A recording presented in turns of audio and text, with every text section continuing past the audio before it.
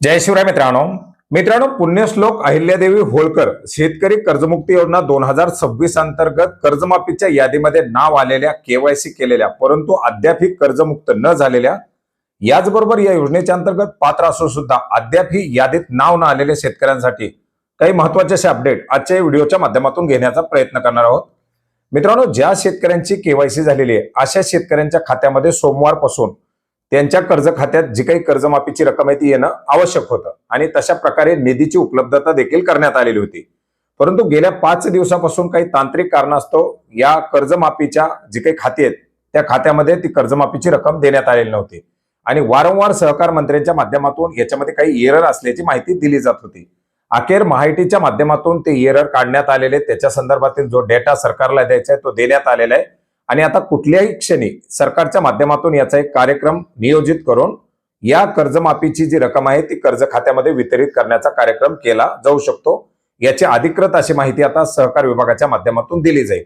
मित्रांनो, याचबरोबर या योजनेच्या अंतर्गत शेतकरी प्रतीक्षेत आहेत, ज्याची 10 तारखेपासून पुढील प्रक्रिया सुरू केली जाईल असं सांगण्यात येत होतं, परंतु त्याच्या प्रक्रिया सुद्धा आता शासनाच्या माध्यमातून सुरू करण्याच्या हालचाली सुरू करण्यात आलेल्या आहेत। एकंदरीत या योजनेच्या अंतर्गत आपण जर पाहिलं तर 56 लाख शेतकरी चा डाटा घेतलेला होता, ज्याच्यामध्ये नियमित कर्जदार शेतकरी, 2 लाखाच्या वरील कर्जदार शेतकरी, 2019 मध्ये पात्र झालेले शेतकरी, असे एकूण 56 लाख शेतकरी या योजनेच्या अंतर्गत कर्जमाफीसाठी त्यांचा डेटा घेण्यात आलेला होता, ज्याच्यापैकी 23,63,000 शेतकरी हे नियमित कर्जदार शेतकरी आहेत ज्यांना प्रोत्साहनपर अनुदान दिले जाणार आहे।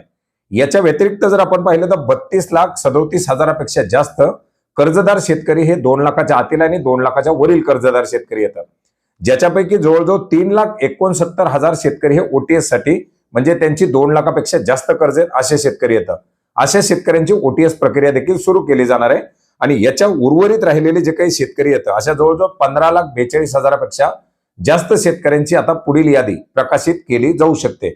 मित्रांनो, एकंदरीत आपण जर पाहिलं तर 32,37,000 पेक्षा जे जास्त कर्जदार शेतकरी येतात याच्यापैकी इन्कम टॅक्स भरणारे आणि इतर काही तांत्रिक कारणास्तव अपात्र करण्यात आलेले 1,40,000 शेतकरी हे वगळण्यात आलेले आहेत आणि या वगळलेल्या शेतकऱ्यांच्या व्यतिरिक्त असलेल्या या जवळजवळ 15,42,000 पेक्षा जास्त शेतकऱ्यांची पुढील यादी आता शासनाच्या माध्यमातून प्रकाशित केली जाऊ शकते।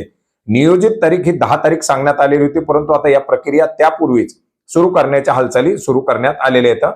अधिकृतपणे याचे आता अपडेट येतील आणि कर्जमाफीची जी काही रक्कम आहे ती रक्कम सुद्धा शेतकऱ्यांच्या खात्यामध्ये वितरित करायला सुरुवात केली जाईल। याच्या संदर्भातील आता पुढील जे काही डिटेलली अपडेट येईल ते अपडेट सुद्धा आपण नक्की जाणून घेण्याचा प्रयत्न करणार आहोत।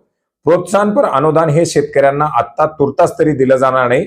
या कर्जमाफीच्या केवायसीच्या प्रक्रिया वगैरे सर्व पूर्ण पार पडल्यानंतरच रेग्युलर कर्जदाराच्या प्रक्रिया पार पाडल्या जाणार आहेत। त्याच्या संदर्भातील अपडेट सहकार मंत्र्यांच्या माध्यमातून देण्यात आलेले, त्याला आणखी खूप विलंब लागणार आहे आणि ओटीएस मध्ये आता जे काही शेतकरी पात्र होतील किंवा ज्या शेतकऱ्यांना ओटीएस घ्यायचे जे रक्कम भरायला सुरू करतील त्यांची ओटीएस ची प्रक्रिया 31 मार्च 2027 पर्यंत पार पाडली जाणार आहे।